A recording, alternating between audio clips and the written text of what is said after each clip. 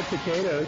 Yes, thank you for having me. This is an informal podcast, Donnie. You know, we should have done it when we were doing the stand-up, because I've been experimenting with another format where I have some comedian do stand-up and then interview them, afterward. Oh yeah, that's fun. But I did it the other day, and the recording didn't come out because the sound system was so bad over at Tribal Cafe. I don't know if you've ever been over there. It's a little hole in the wall, but they have thank you so much. They have a nice, like, open mic kind of thing. You can order something if you want. If not, I'm ordering something already. Depends if you already ate already. I just want to get some chicken tenders, and then maybe you can eat some if you want. Yeah, I'll eat a bite. That's fine. Yeah. And we'll just do it that way. Yeah. Yeah, this is a nice place to do it, but you have to talk them into turning off their copyrighted music. Oh, did they turn it off? Yeah, they turned it off, so it's fine, because they'll tear it. They'll take it down. They have, like, computers that check for copyrighted material on YouTube and iTunes and stuff, and they'll yank it down off of there if there's a problem. So they told me first hour validation. So what is your name? Hi, my name's Kiki Yeung. Kiki Yeung?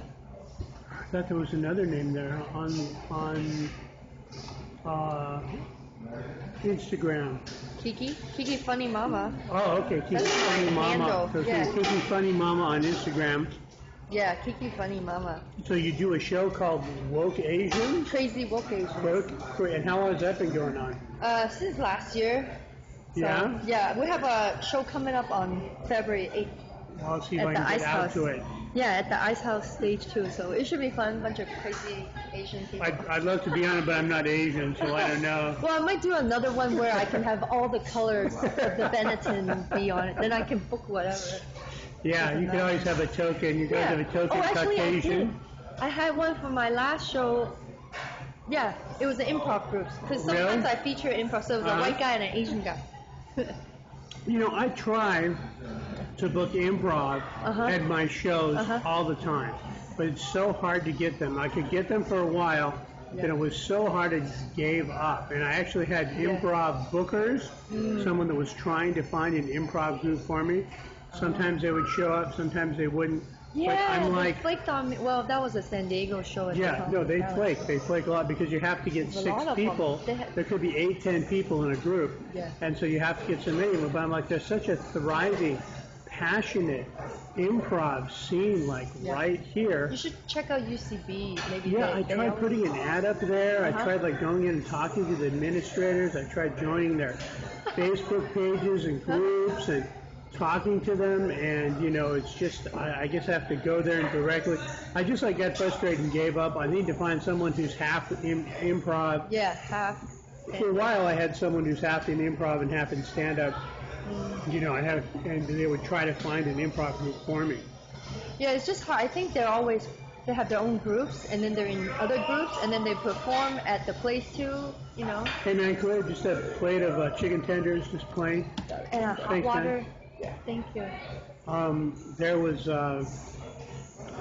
it was difficult and I gave up, but it's good to have the improv. I feel like I should include it because I like to include as many different kinds of comedy as I can in my shows. Yeah. Just, as many different types of people and as many different styles of comedy. Someone said, well, you shouldn't put that person on the show because they're not that good. I'm like, yeah, but they're so different from everybody else on the show that it'll make them seem a lot better than they are because they're so different. And then there's just sometimes a poet even who's funny, unintentionally or not. And then there's this improv guy, not improv, he's a performance artist. He's a strange performance artist. What is his name? James Gautier. And sometimes he's hilarious, and sometimes people just stare at him like he's from outer space. But he used to be a comic, but he gave it up completely, and now he just goes up, it has to be entirely off the top of his head. You have nothing in his brain before he goes up on the stage, and he has to be just spontaneous. Oh, hey, excuse me? No, I turned on the music. Hold on.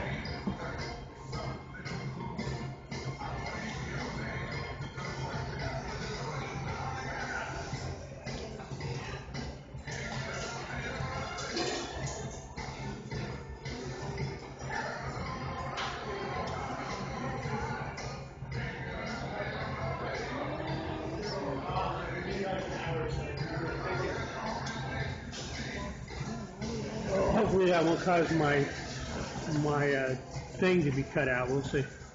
Off of YouTube. So, what made you decide to do the show? What made you decide to do comedy? Well, I used to do sketch, and I did improv too. And I was a theater trained actress in Seattle. So I did a lot of theater and sketch and stuff in Seattle. So, and then I have a one-woman show that I do. And I was performing at my agent in San Diego. Her husband came up to me. I was like, do you do stand-up? You should try it. Because my other friend from New York, from college, she did it. And I was like, that's amazing. And she took a class for a while. And then she stopped. But I just thought, I always like comedians, stand-up comedians. I'm like, that's the hardest thing. Because you got to be yourself. Stand there. You got to get the jokes. Yeah, it's just you. It was hard. It was really scary. But then... I don't know, and then I had my baby, and I just felt like, why not try it? It's much easier than doing my one-woman show. I don't have to rent a theater. I don't have to have all these lights and all this stuff. I just go over the mic anywhere. I can do it. It's great, you know? And then you're on stage.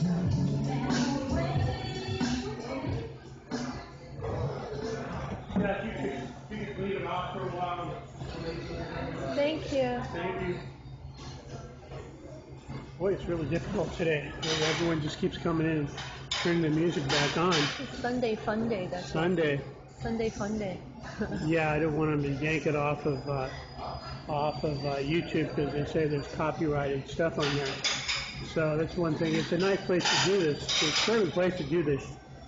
Yeah, I've never been in the back room. I ate over there one time. I went to the one on Sunset the other day after I had a show at the Comedy Store. That's a cute one too. You used to have an open mic over here in the back right there. Right there? By the bar, yeah. There's actually on the bar, there used to be like names of comics that are like on little plaques nailed down over there, but I don't know if they're still there anymore. They stopped doing the mic. Oh, it takes a lot of work to promote a mic, huh? Well, you know, it's just a place to go to work out if there's a few people you want to come and try some stuff. You know, Where do you go now? Well, I stopped doing open mic for about a year. I was getting booked on lots of shows, so I was like, okay. Yeah. But lately I've been doing them again, you know, just to go work out. I did, like yesterday I had a show in Pasadena, and it was a paid gig, so I had 4. So I did like 2 open mics beforehand, and then I did one after the show too. Where in Pasadena? It's a place. Is it a church? Oh, nice. It used to be a church or something like that, but it's a really nice place, and it was very good.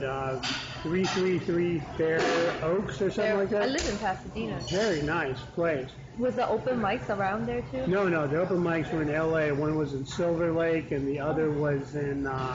I was in Silver Lake yesterday. How did we go after that? It was Silver Lake, and then the Hyperion Theater was Silver Lake. Yeah, how is that open mic? It's okay. It's short, like 3 minutes is a bucket, but you don't have to pay. Oh. Like the most brutal is but you don't know if Flappers. It's 11:30 at night. You have to pay, My friend goes and then to you that. might not even get up. I know. It's just as brutal as it can get. I went over there a few times after I did the main room, and then my friends and I just watched a little while, and it's, So you can wait 2 or 3 hours and then not get up.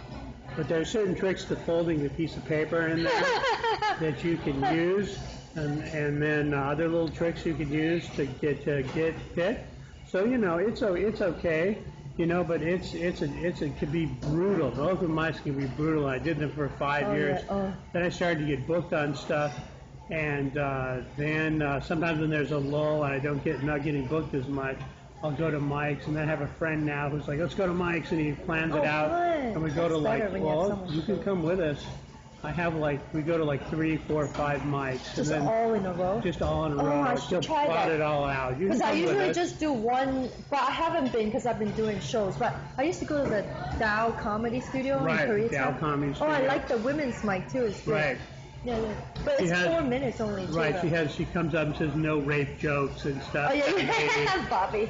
I used to joke about that. I would go with my open mic that I had at the Travel Cafe. I'd say, yeah, we do have a 1 rape joke minimum here. Please respect the 1 rape joke minimum per set. That's funny. And people would tell bad rape jokes or something like that.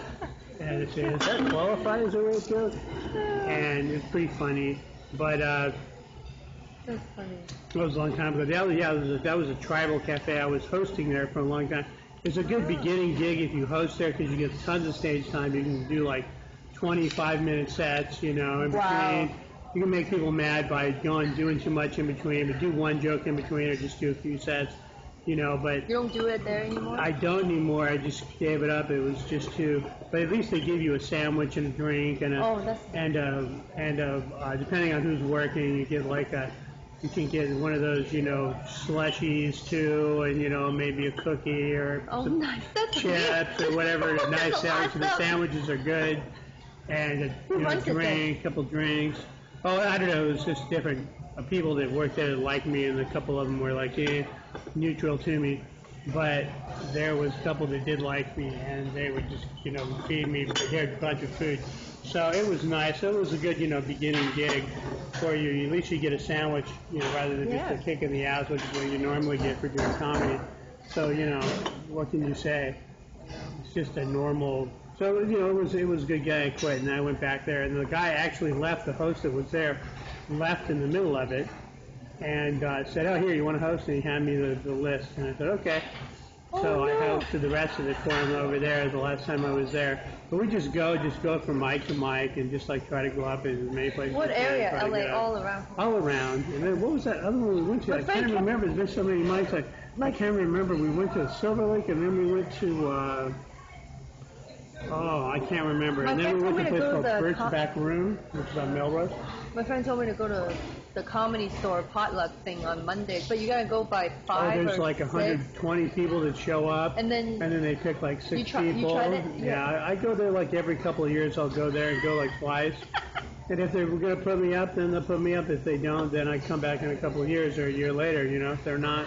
If they're not ready or they don't, I don't even know who picks it. They might not like me. It might have been somebody that stole one of my jokes or something. It's up there. I have no idea who's picking it. And so it's I don't know, and I'm not in the cool crowd. I don't hang out. I've never been in the cool crowd. I've never been, the cool dude in the cool crowd. I've never been there, and so I don't really know. That's the fun doing comedy. You have your own point of view, and you're unique, and then you don't have to be with the cool crowd. That's the people you're cool that crowd are yourself. Yeah, well, that's the people that get passed through over there, like the cool crowd and the people that hang out with the cool comics and say the cool stuff to the cool people. My friend told me that's what serious comics go.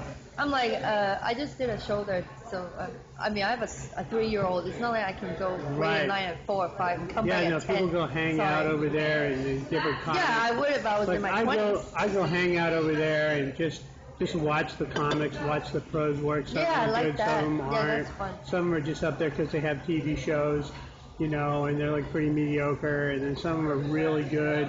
Brian Holtzman, I think, is my favorite over there. I love him. He's wonderful. He doesn't have punchlines or jokes. He just goes up and does and says really strange things and yells and screams and I want to try that someday for my go see if you can Brian see. Holtzman? You see, Brian Holtzman. He's wonderful. I had him over on my show. He's great. And then Jeff Richards is wonderful always. He's great. And the more experimental, I like the more experimental kind of comedians, and that's what I try to have on my shows. I try to have every kind of comedian that I possibly can, but I lean towards the more experimental. And I always try to have as much of a variety of different points of view as I can on the show with different styles of comedy, and just try to make it as different as I can. Then sometimes the audience, though, will be like, well, I don't like this person, and they'll leave. It's like, well, just wait. They'll be off of there in 8-10 minutes. And the next, thank you so much. Oh, I just wanted the, just buy themselves. This is fine. That's fine. Can I have some ketchup, please?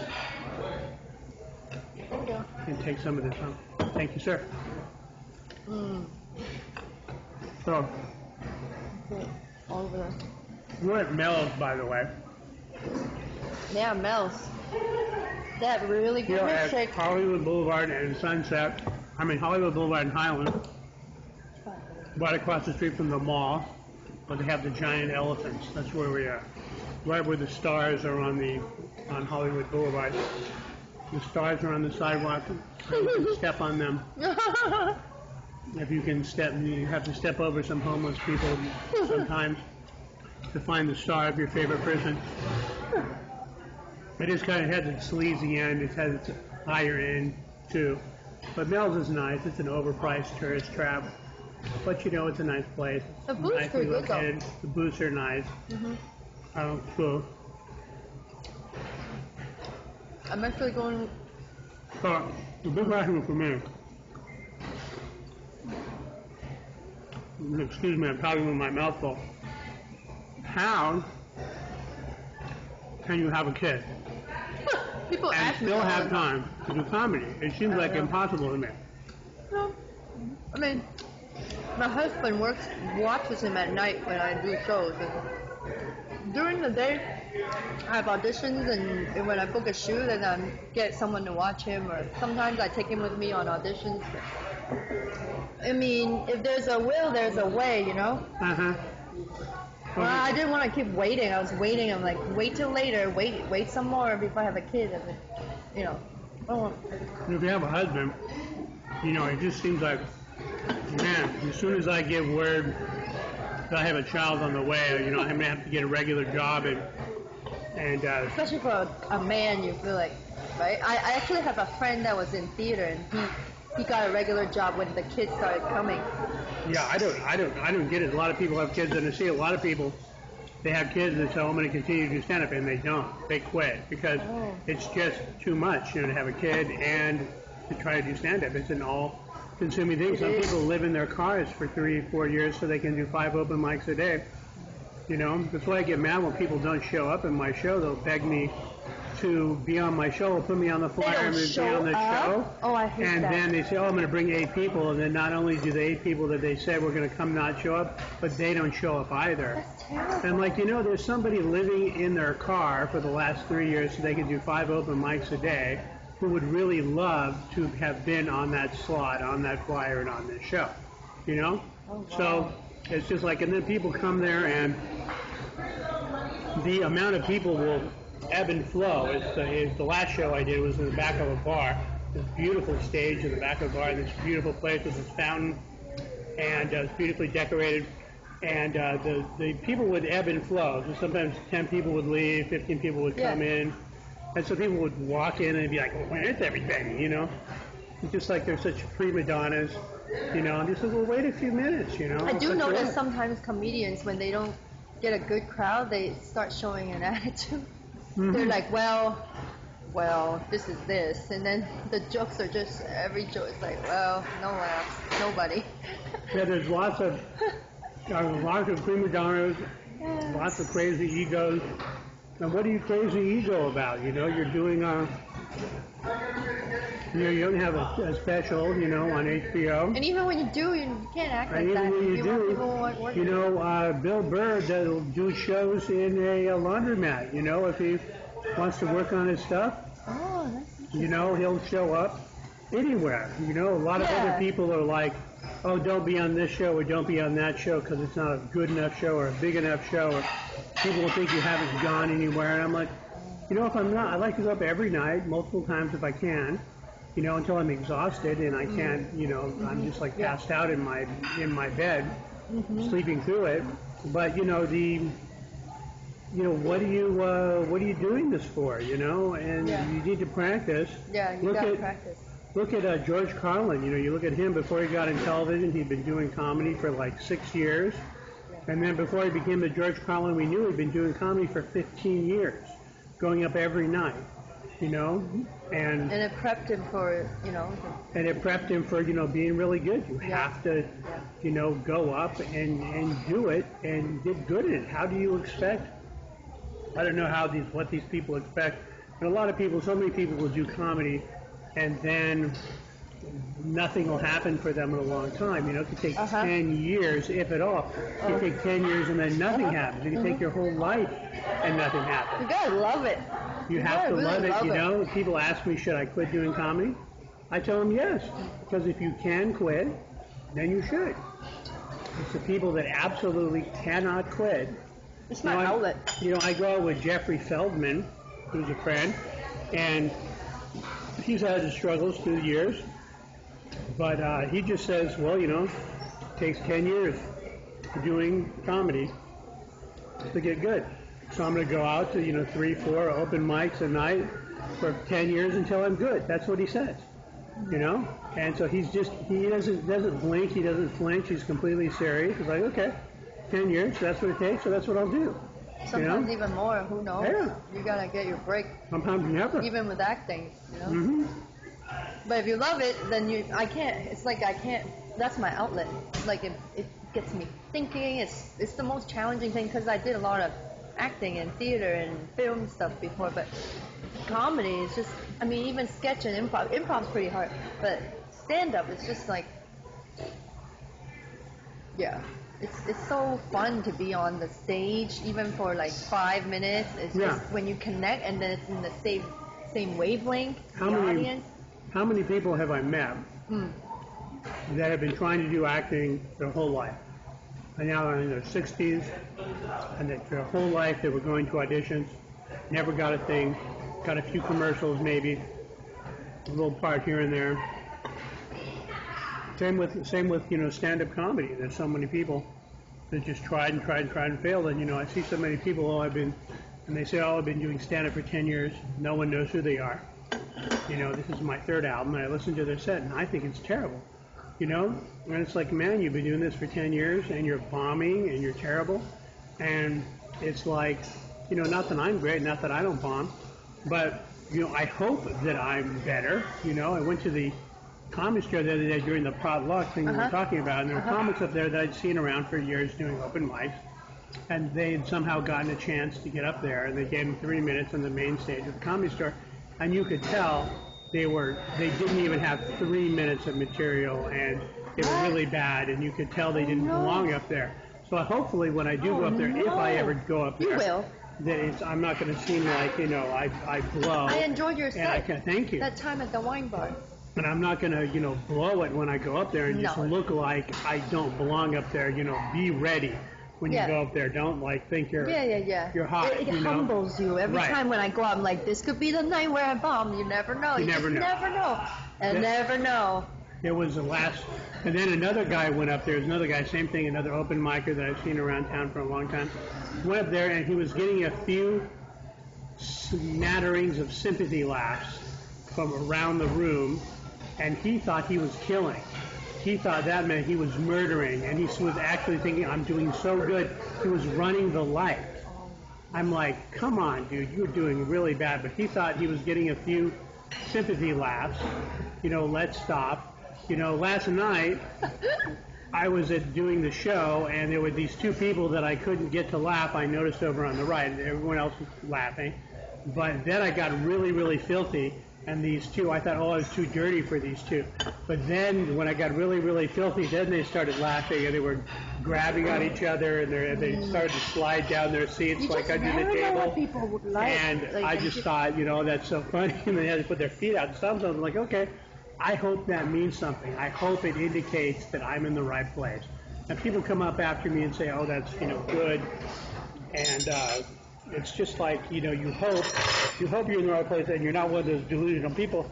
Because I see delusional people all the time, but, a lot of it is taste, too, because a lot of people that are famous, I don't think, I don't think anything of them. I just don't think they're funny at all. And they're huge comics. And I just do not get what's supposed to be funny about it's subjective. Yeah. It's very subjective, but they'll have, a whole room of people, brown staying in their underwear laughing, and it's very, very subjective thing. So, what sucks, but you'll tell people if there's no laughs, even if you don't like it, there's no laughs. But so many people are just delusional, and you kind of have to be a little bit, understand that. Mm-hmm. You have to be like, I'm doing this no matter what. Do you ever see people just staring? Like they don't laugh at anybody, anyone, nobody. Like I will always wonder what those people are thinking. Like, how come they want to be at a comedy show by themselves, but yet they're not laughing. Maybe they're laughing on the inside. Who knows? Right? Like, because I'm such a loud laugher. In some way. Yeah, I could never just no expression with everyone. It's like interesting. But then sometimes I try to get one of those people to laugh, and when they start smirking, I'm like, there you go. And then they're like, ha, ha. But then sometimes they sit in the front too. Those people that don't have any expression. Very serious. Very, not getting. My manager called me. I think Tyler here has no idea we'll move. Okay. Over there somewhere.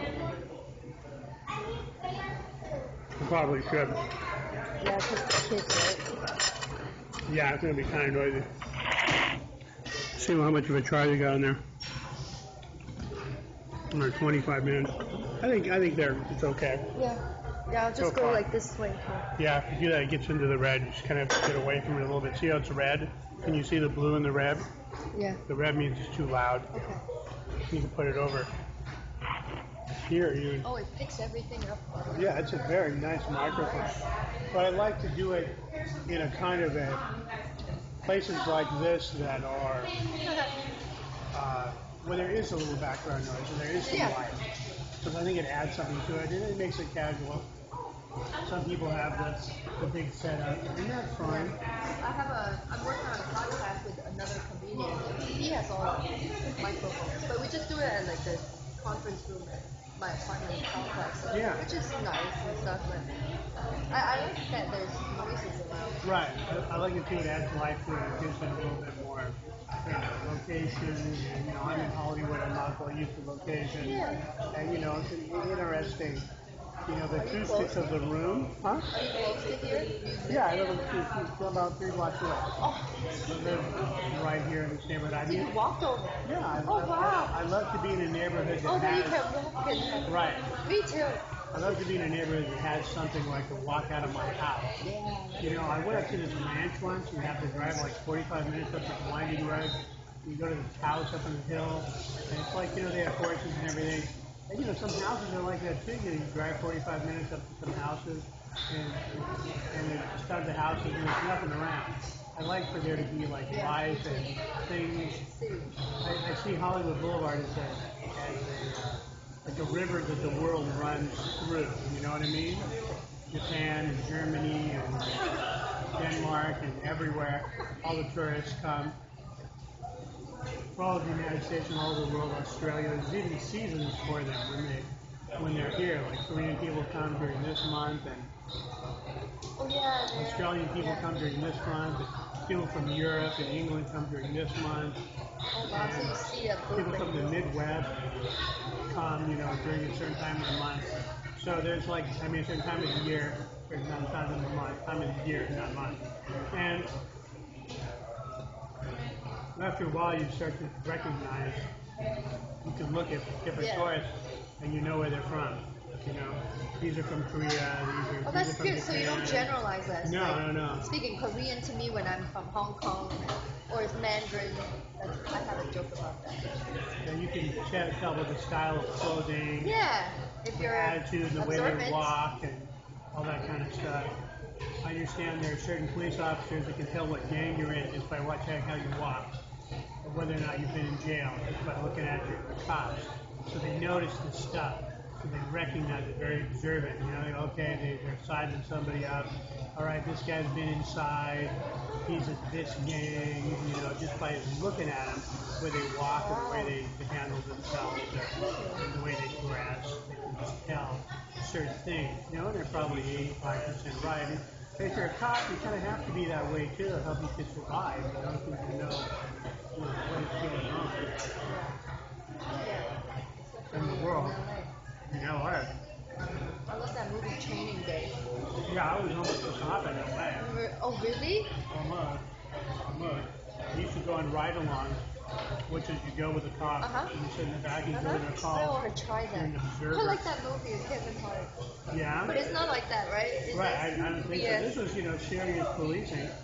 And one was boring, but it was, that's what I was thinking of doing for a while.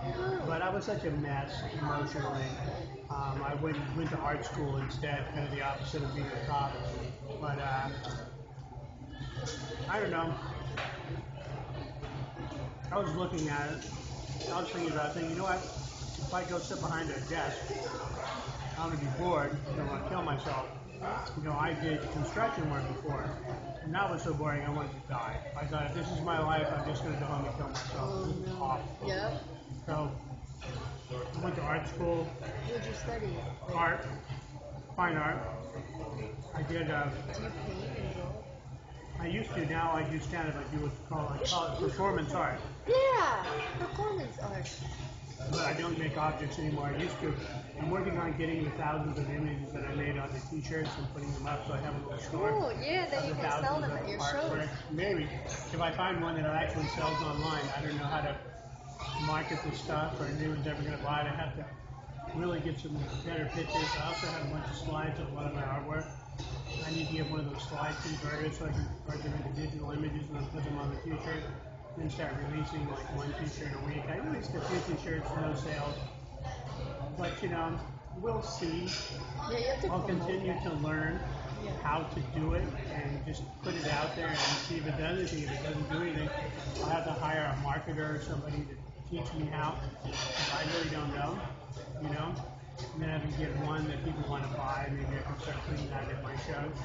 But, you know, I did that. I made visual art for a long time. Then I just stopped and now I make art, which is putting together words. You know, I used to collage together objects and paint different things that I found in the world around me. And now I just take words, phrases, that have different meanings attached to them that I stick together and put it in a comedy format. So I consider myself a performance artist. And, you know, and I was more and more, when I first started, I was more and more of an avant-garde performance artist. And then I kept taking on as much of the stagecraft of comedians as I can, you know, and more so. And a lot of comedians have no idea what I'm doing. A lot of people just, what are you doing? What is that? But, you know, now over time, I fit more and more into being a comedian, which is a project that I'm working on anyway. Being a performance artist is to, you know, take on that stagecraft. That's why I would sit in the comedy store for hours and hours watching everyone, because I wanted to learn stagecraft of comedy. Yeah. So Even what did people you I learn? think were funny. Well, you know, there's ways you set things up, and there's different characters and different point of views and just different things you can say and do to kind of set things up. Delivery, joke formats, you know, how are things formatted, what are the different kinds of ways things are formatted, how do you set them up, how do you control the stage, how do you control the audience, how do you control the room, you know, what is it you can do. Some people do a bunch of things, like Pauly Shore grew up with his mother owning the comedy store, so he grew up there. So he's doing a million things on stage subconsciously because he grew up around it. So it's very natural for him to do it. But actually what he's doing is very complex, and he has a character, you know, the weasel, and he gets into trouble sometimes because if the joke that he's telling is a little too complex, he'll lose the character, and people are laughing at his character telling a joke. Yeah. You know? Yeah. So, like, Dice says, you know, whenever he listens to a comic, he doesn't listen to jokes because every joke's already been told and written. He looks for the character. So a lot of people in comedy follow the rule of it's not what you say, but how you say it. Okay? So everyone has different things. Some people have very strong character, but even Louis C.K. is a character. His character is the comic archetype of the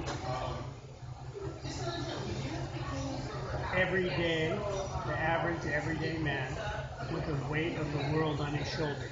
Okay? I don't get no respect. Okay, there's a typical of that. Same with Bill Cosby. Louis C.K. and many comics of that. And then there's the hip cool guy comic, which is like Chris D'Elia, however you say his name, Chris D'Elia. Yeah, something like that. And who's that guy that was so big that did Madison Square Garden? God, Kane Cook, you know. There's just comics that can do anything. I think the comics for women are kind of, there's less, and there's blue comics. But I think the roles for women in comedy are more limited. You have the wacky, crazy girl, and then you have the woman who knows too much, weary of the world kind of woman who knows too much, which would be Roseanne Barr and who's the. I'm not trying. Who am I thinking of? Natasha, she's kind of like the sex pot, like the. Right, some kind of wacky, crazy girl. What's There's only two categories Silverman. for women. Sarah Silverman, wacky, crazy Kinda girl. like that. But then there's the Roseanne Barr. Who's that woman? Who's the black woman with the short hair? What is her name? Oh man, black woman, short hair, Wanda Sykes. Same as Roseanne Barr. It's a world-weary woman who knows too much about the world. Everything's great.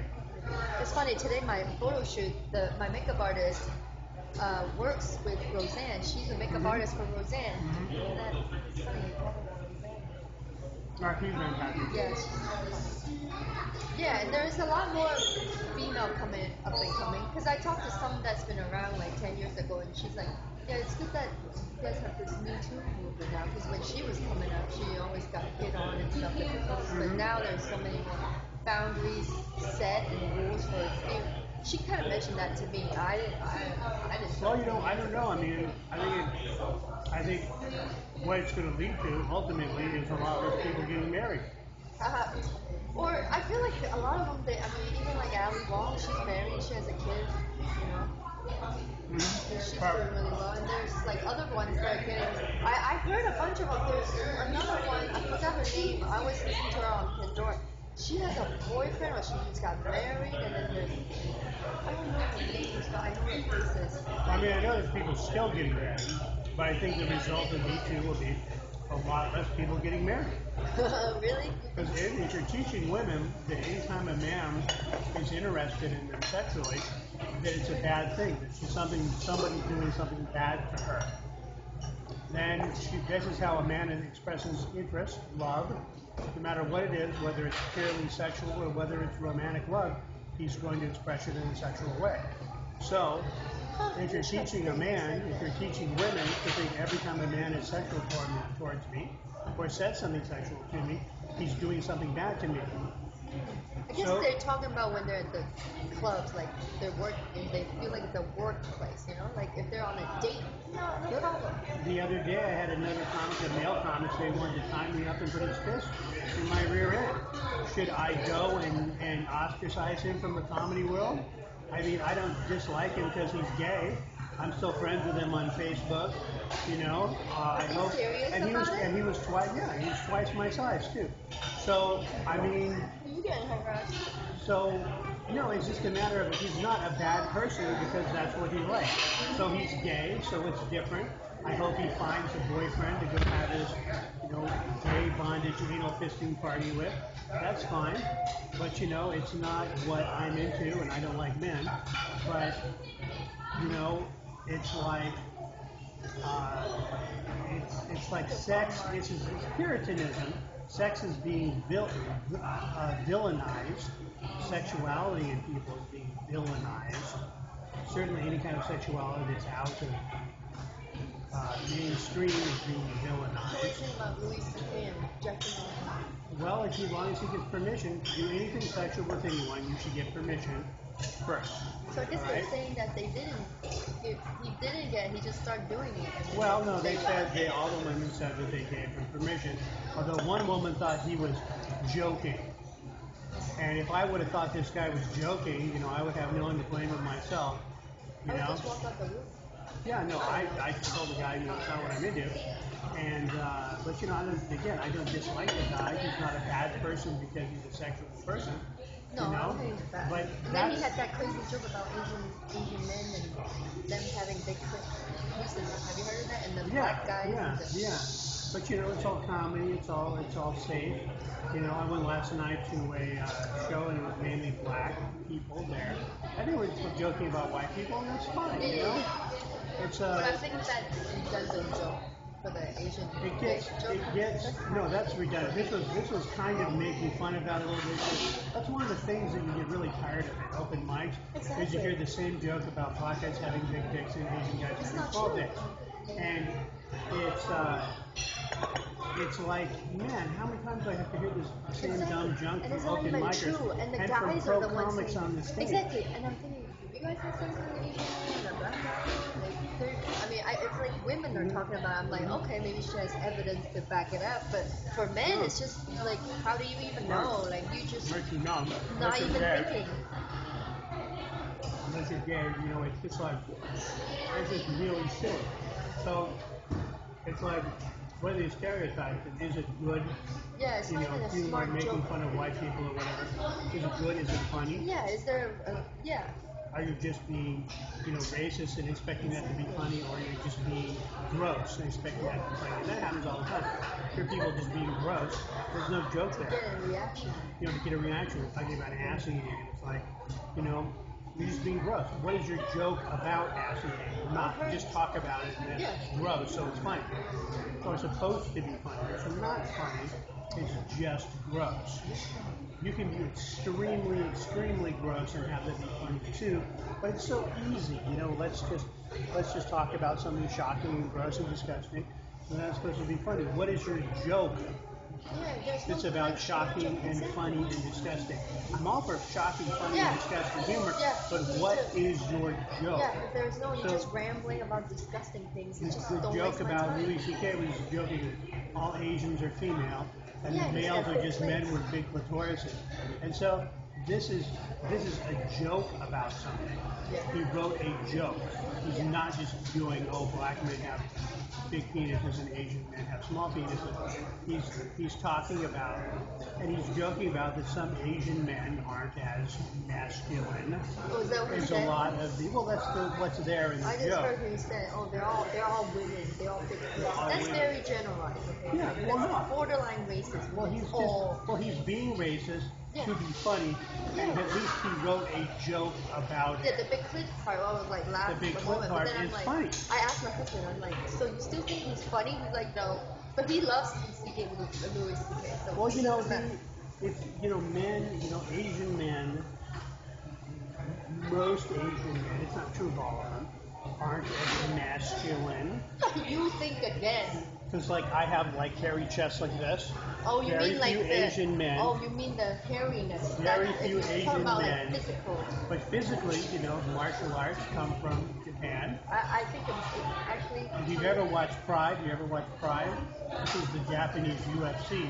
If you want to see, the ultimate in machismo, you will watch Pride, which was the UFC of Japan.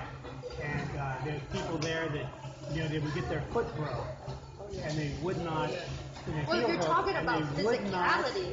And they would not tap out. They would not give up. The referee will have to come in. The guy will get his arm broken, and he won't give up. He's still trying to fight. The referee will have to come in and stop the fight. So if you want to see, machismo, certainly in its extreme, you can go to Japan. He's talking about sex.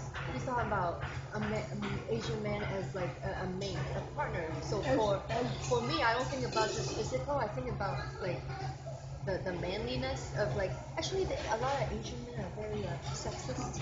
They're very overpowered, more manlier than Caucasian or black because they're more like you do your own thing. There's a whole culture thing where not as much now with the millennials, but that's what Louis C.K. is playing with there.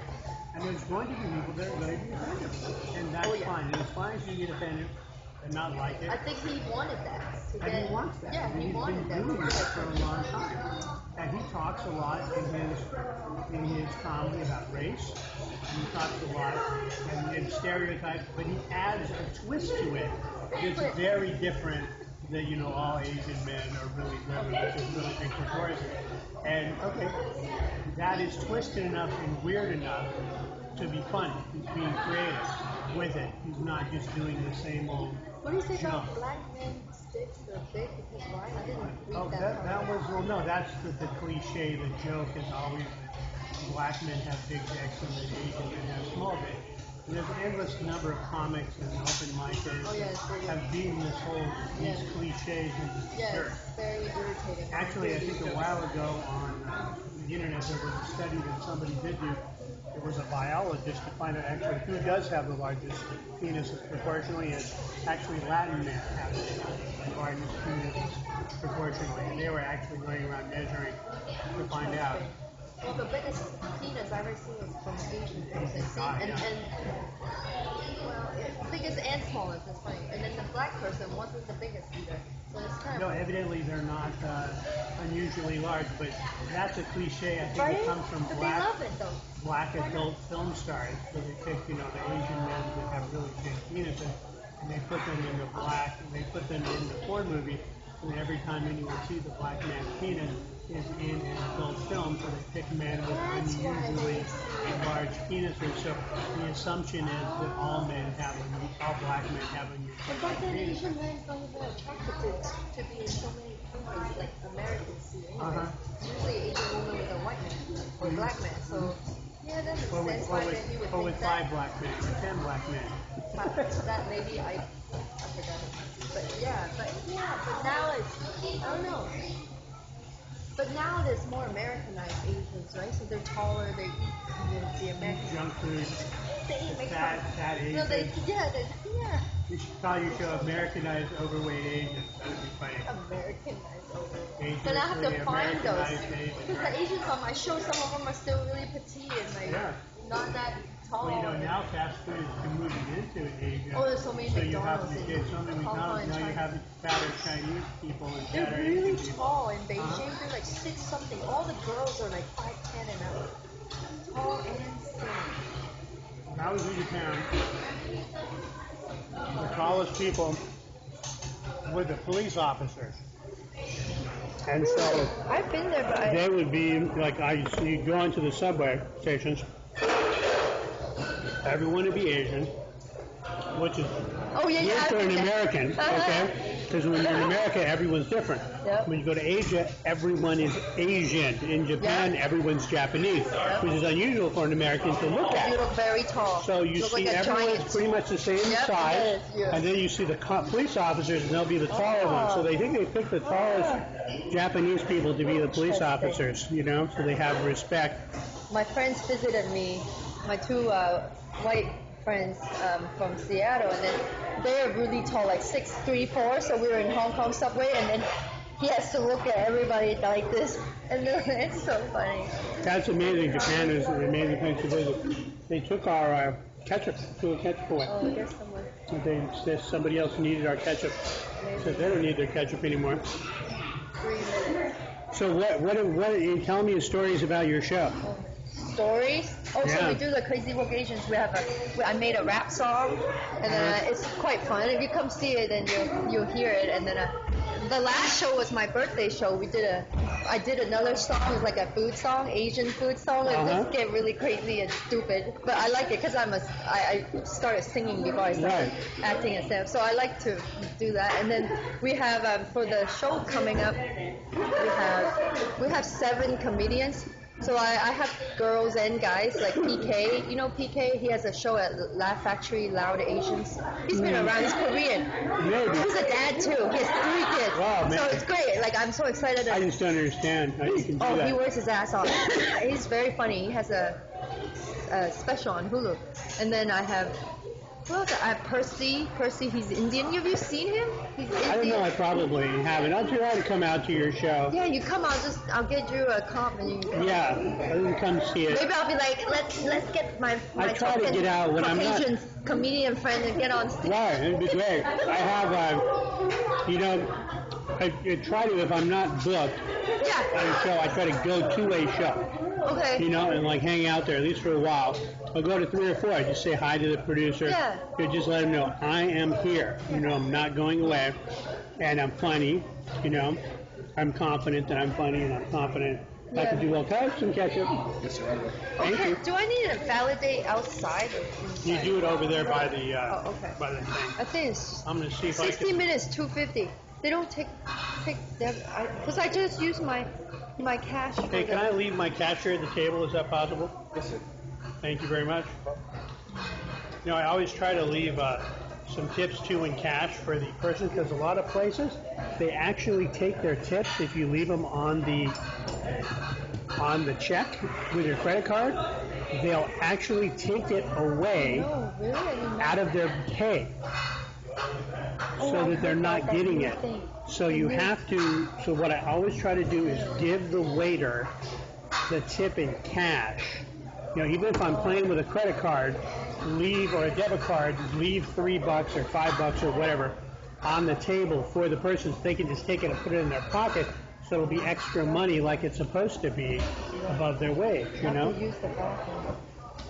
Okay, well, I guess we can conclude our thing. Anything you'd like to add? Oh, I'm working on a comedy pilot called Sweet and Sour Chicks. So yeah. And where can people find you online if they want to find this? Just follow me on Kiki Funny Mama or Sweet and Sour Chicks. Instagram, I'm more active. I'm active on Facebook too, but more on Facebook Instagram. and Twitter? Twitter a little bit. I have my account there, but I have a 3-year-old. I don't have time. Right. You know what you can tweet. You know what you can do? You can hook your Facebook to your Twitter, so that everything you put on Facebook goes out on Twitter. Because Twitter, people don't really click on that link unless you upload it directly. I put it on there, you know, because I put all my jokes up on my Facebook when I write them, and my Twitter, because I want people to know, don't steal them from me. Because I've had people steal my jokes. And practically, people say steal it if you put it up there. People say don't put your jokes on Twitter and Facebook. They'll steal it. But people are stealing my jokes anyway. So at least if I see it on a comedy special, I can prove, hey, I wrote this 4 years ago, because it's there on my Twitter, and you can't take it away. So that's what I do, just because people were stealing my stuff. And I also knew other comics, and people were stealing their stuff. And they would steal my jokes and do them right in front of me. They'd steal them and practice them right in front of my face. I guess maybe they thought they kind of came up with it with their own, from their version own of it. Mind. You know, they had their own version of it. Before you tell it to my jokes, I'm going to tell them to box it. Okay, I'll use this up. All right. I'll be right back. Okay. So if we go over, it's another $2. I'll just conclude. Thank you very much for listening to Pod Potatoes. And this can be found on YouTube, WordPress, and anywhere that you can find podcasts, and iTunes. So listen to my other podcasts. Subscribe to me on YouTube. I also have a channel on YouTube, Mark Selzer, MarkSelzer. Same on Twitter, same on Facebook, same on Mr. Mark Selzer is my Facebook. So send me a friend request. I'll probably accept it.